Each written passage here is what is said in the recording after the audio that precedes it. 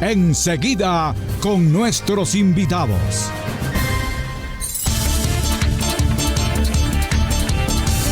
Las 7 de la mañana con 31 minutos, nuestro primer diálogo ya lo tenemos. A esta hora de la mañana les saludamos cordialmente al doctor Wilson Araque. Él es analista económico, es docente universitario de la Universidad Andina Simón Bolívar. Como siempre, le agradecemos por haber aceptado conversar unos minutos con nosotros. Le pedimos que por favor encienda la cámara y nos dé el comprendido para ver cómo nos escucha doctor Araque. Muy buenos días. Sí, buenos días. Les escucho perfectamente y un gusto estar en el programa de ustedes. ¿Me confirma? ¿Va a encender la cámara, doctor? En donde estoy ubicado en este momento tengo dificultades y lo importante es que me escuchen, ¿no? Listo. Sí. Perfecto. Le escuchamos muy bien. Doctor, hay una serie de desafíos económicos, son complejos que requieren una atención inmediata. Tienen que tener estrategias efectivas para garantizar la estabilidad y el crecimiento del país. Me refiero a los temas económicos. En su primer comentario, más o menos, ¿cuáles son los temas urgentes en el área económica que el próximo gobierno, a partir de su posesión, tenga que enfrentarlo? Le escuchamos.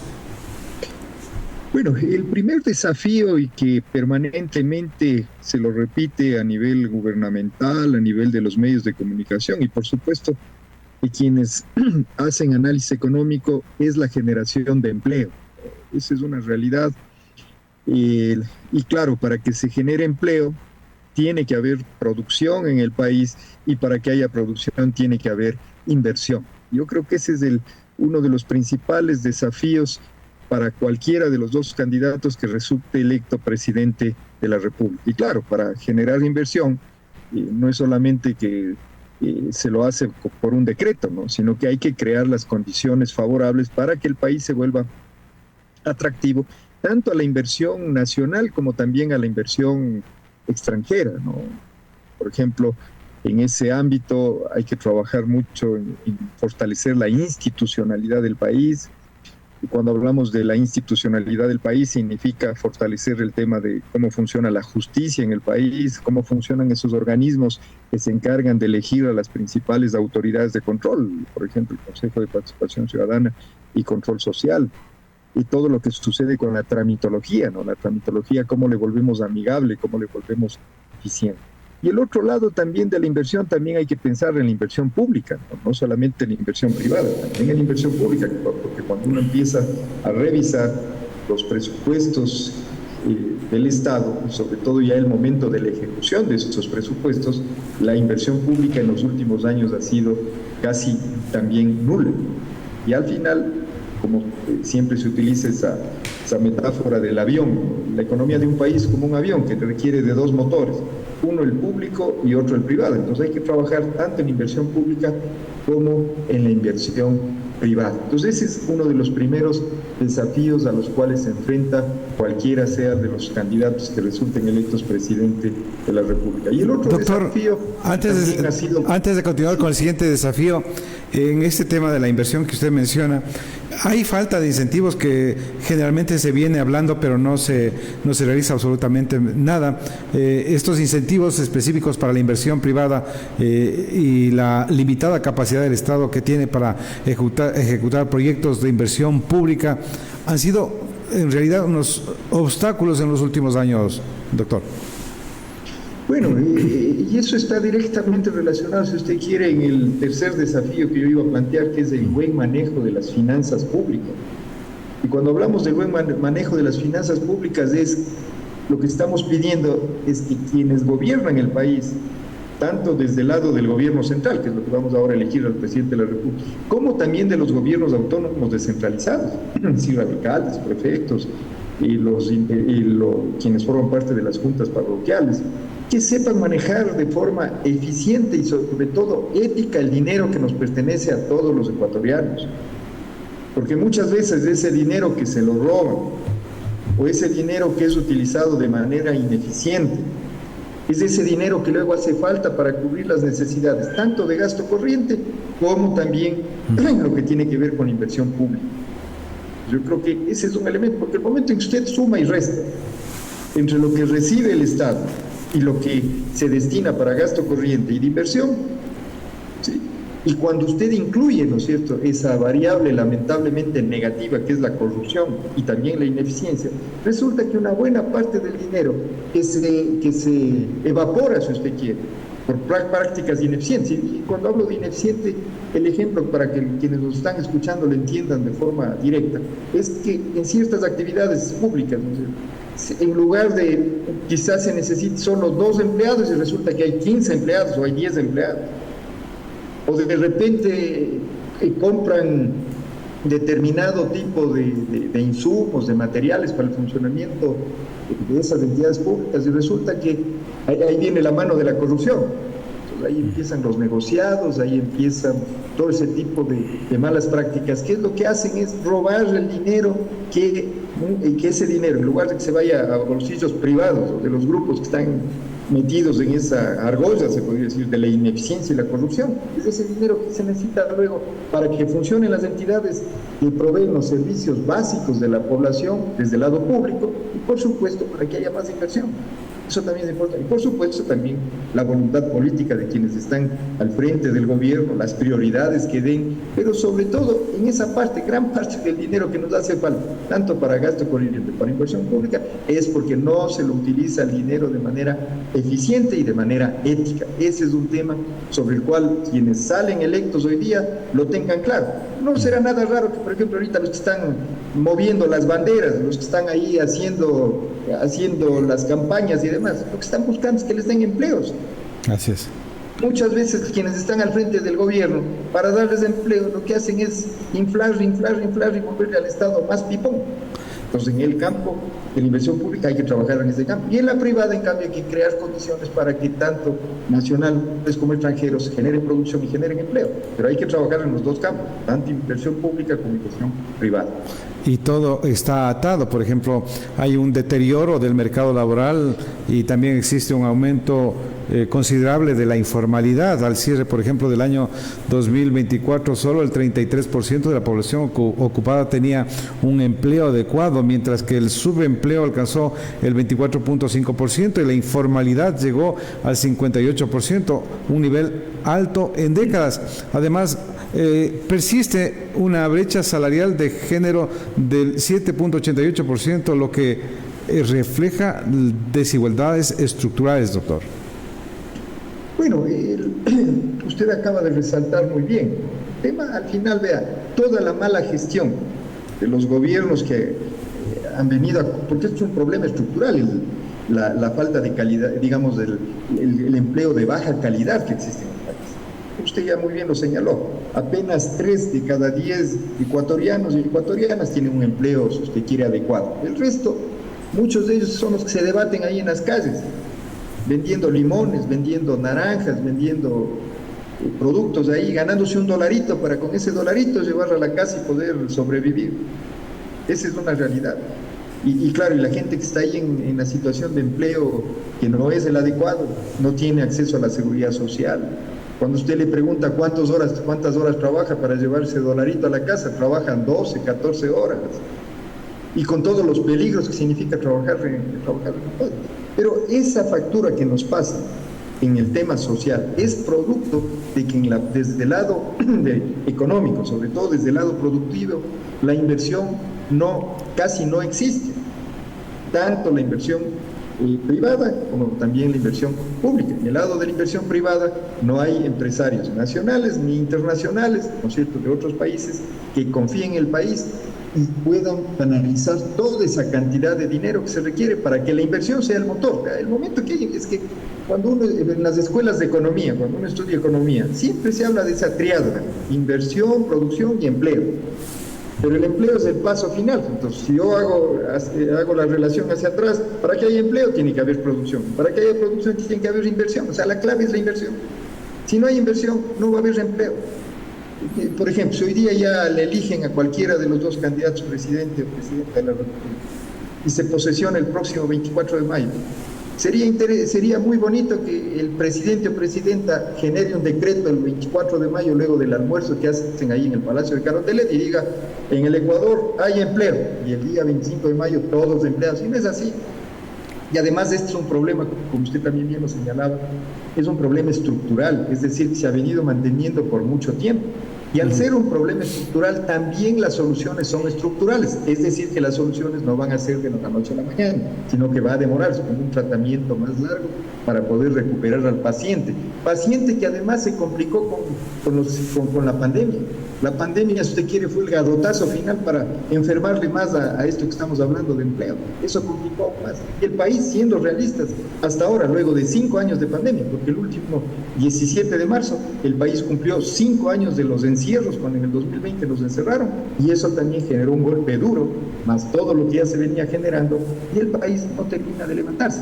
Eso es un tema de la inseguridad, el tema también que ocurrió de los apagones y demás. O sea, todo eso ha ido sumando, y más ahora lo que está ocurriendo inclusive a nivel global, toda esa incertidumbre a nivel global.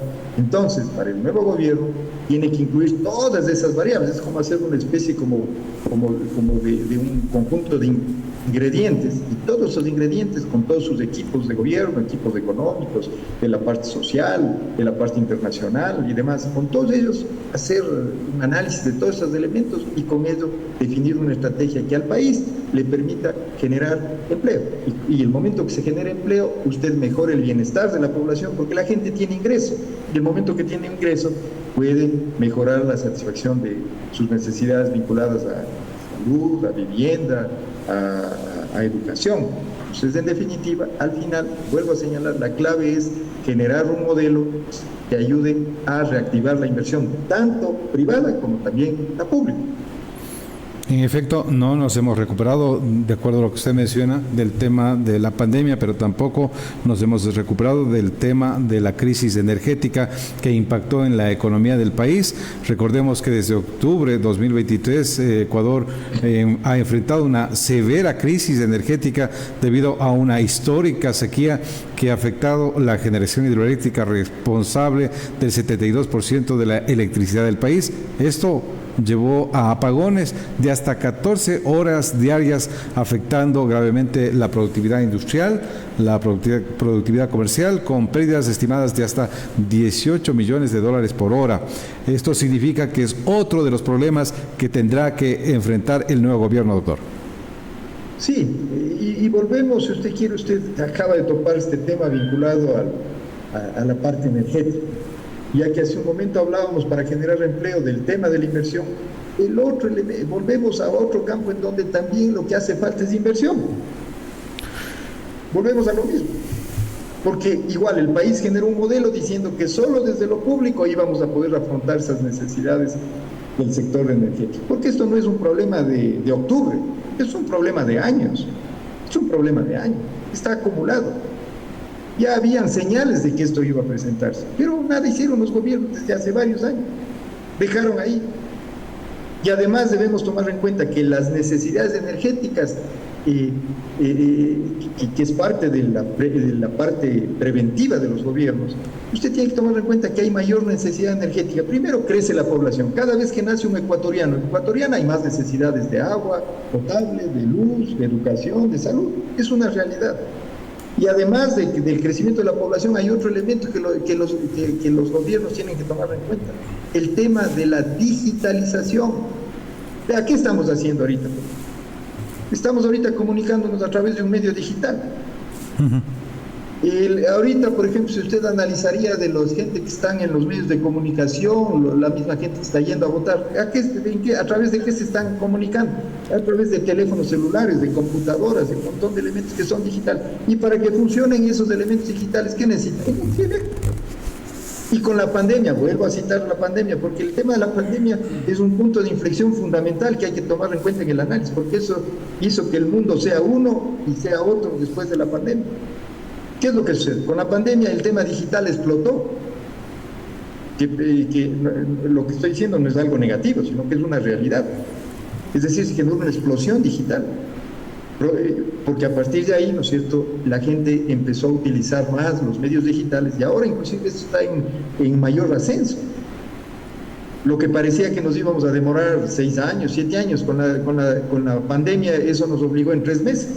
Entonces, a lo que yo voy es, ahora el tema digital también presiona la generación de energía. Entonces, hay que buscar un modelo, ¿no es cierto?, de generación de energía. Primero, un modelo de energía eléctrico que no solamente dependamos de las hidroeléctricas, sino que hay que buscar un montón de alternativas, ¿no?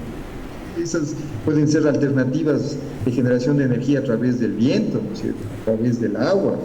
Bueno, del agua están las hidroeléctricas, a través de la parte geotérmica, es decir, del calor que está por debajo de la tierra, el tema solar. Pero claro, ¿quién para hacer esos proyectos se necesita quién? Que alguien ponga la plata. Ya yo conozco un proyecto exactamente en Tabacundo, y lo conozco muy de cerca.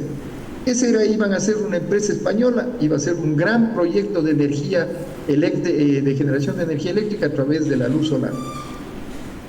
No voy a dar el nombre del gobierno de ese momento, pero es de hace varios años cercanos. ¿Qué es lo que sucedió? No crearon las condiciones favorables. Se fue esa empresa y dejó abandonado algo que ahora creo que son 140, 160, no sé cuántas hectáreas son, hubiesen sido llenas de paneles solares para que desde la inversión privada nos dé energía eléctrica y hubiese ayudado. Es decir, que volvemos a lo mismo. Entonces el gobierno nuevo tiene que tomar en cuenta, primero, dos cosas en el tema energético. Lo uno, no es como, eso también enseñan en las escuelas de economía, un principio básico para disminuir los riesgos. No hay que poner todos los huevos en una sola canasta, hay que diversificar. Entonces en la parte energética también no solamente hay que depender del agua. O sea, ahorita, por ejemplo, el agua está demasiado, pero después ya se va a ir el agua, faltará agua. Entonces hay que buscar otra fuente de energía. Pues lo uno, que sean energías que provengan de diferentes fuentes. Y lo otro, no solamente depender de la inversión pública, es decir, del Estado, porque ya vemos que el Estado, cuando el precio del petróleo está altísimo, tenemos recursos, pero cuando está abajo, en épocas de vacas flacas, no tiene recursos para invertir. Entonces, en ese caso, por eso es importante generar un modelo que combine recursos tanto públicos como privados. Por eso es muy importante que ahora que estamos eligiendo al presidente de la República, nos demos cuenta que ese presidente que vayamos a elegir sea aquel presidente que tenga claro que para que funcione el país necesita tanto del Estado como del mercado, de los dos. Porque el momento en que tengamos posiciones extremas de que creer que solo desde un lado o desde el otro lado se van a funcionar las cosas, no es así.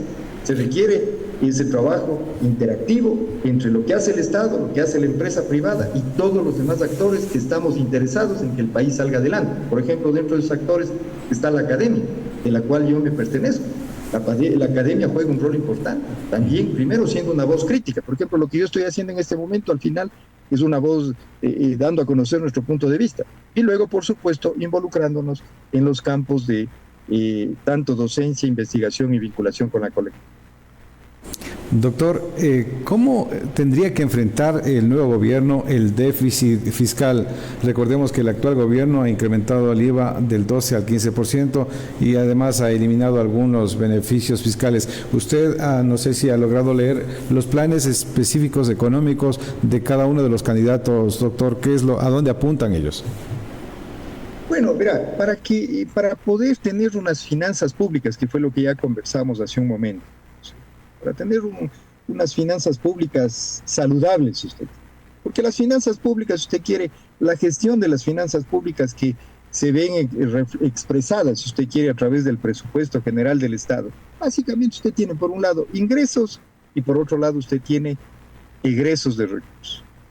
Dentro de los ingresos usted tiene lo que se llaman los ingresos petroleros y los ingresos no petroleros.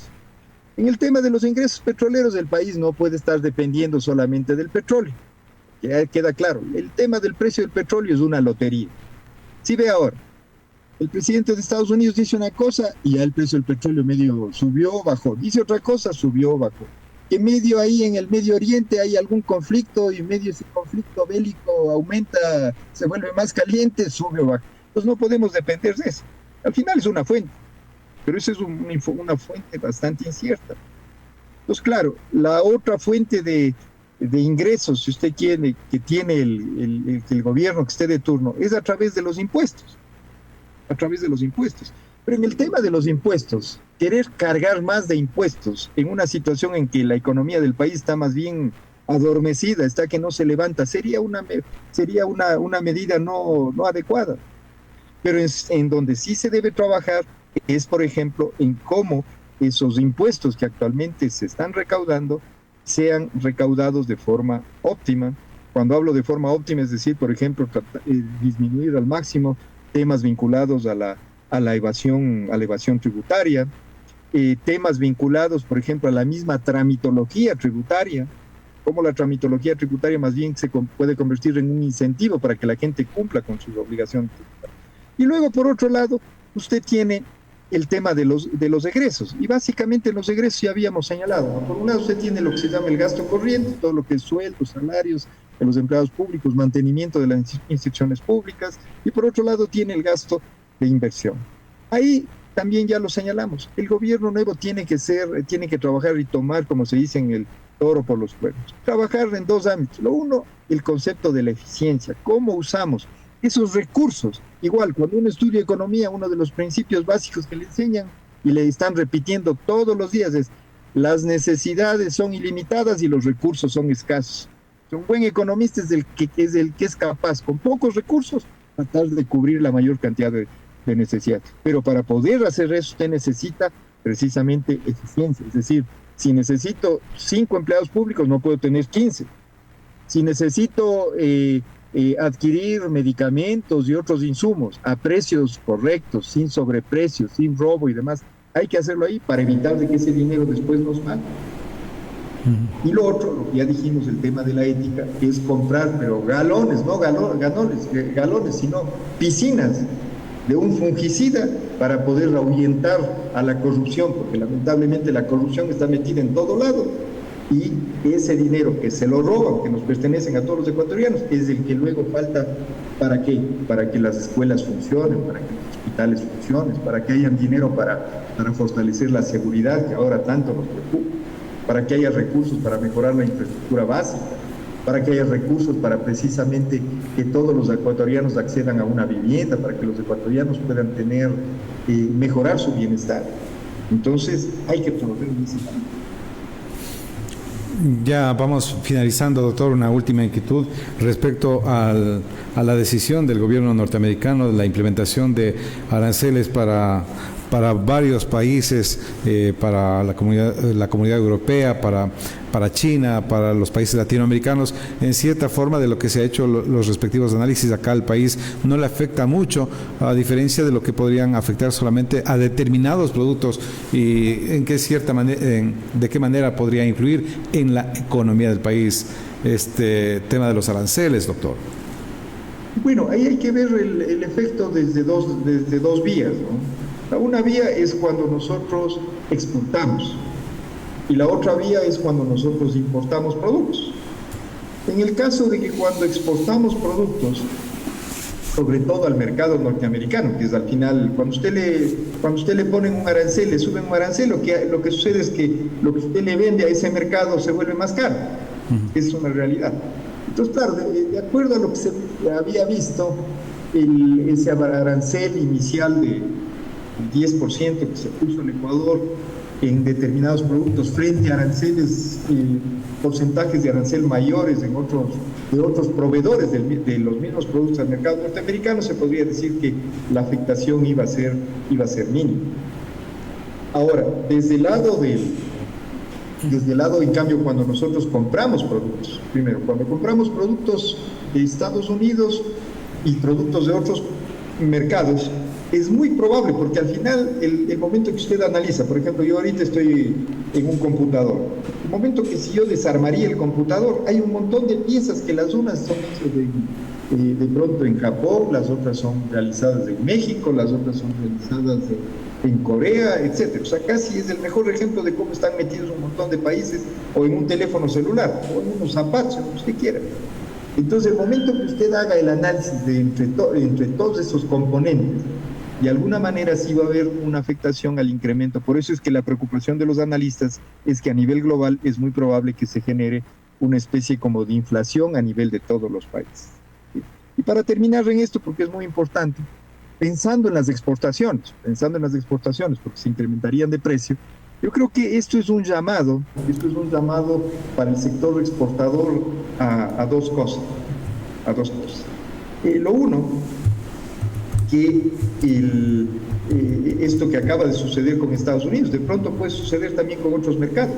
Pues ahí, lo que también hace un momento habíamos señalado, las exportaciones no pueden estar dependientes de un solo país. Hay que buscar alternativas, no hay que poner los huevos en una sola canasta, hay que diversificar. Y eso también les he escuchado a algunos de los dirigentes de exportación, que ahora les está, con esto que está sucediendo, obligando a decir, además de Estados Unidos, en dónde podríamos mejorar. Y por otro lado, con eso termino, también les está llevando esto a pensar en que nuestras exportaciones, nuestros productos, con esto que sucede para poder llegar a diversos mercados, hay que hacer mejoras en tres elementos: en la calidad de los productos, en la productividad de cómo se generan esos productos y en el tema de la innovación.